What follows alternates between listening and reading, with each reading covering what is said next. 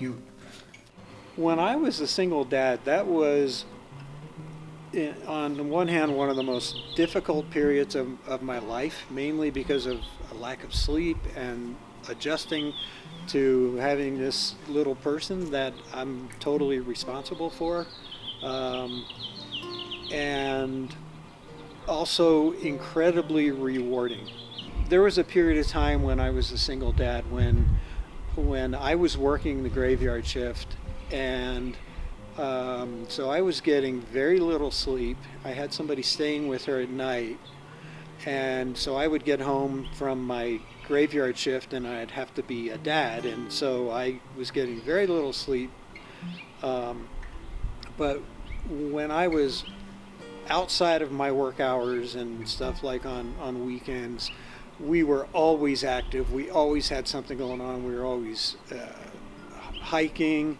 That was one of the biggest things that we did. And even when she was like 4 and 5, those were the single dad days, and when I worked for an airline. So flew to Boston, stayed overnight in a hotel, went to the aquarium, then that evening hopped on a flight and came home.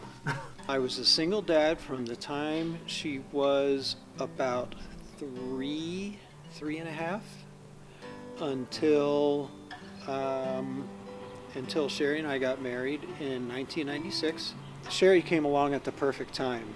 It was, I was starting to get concerned that she really needed a strong mother figure in her life, and we met Sherry at the perfect time.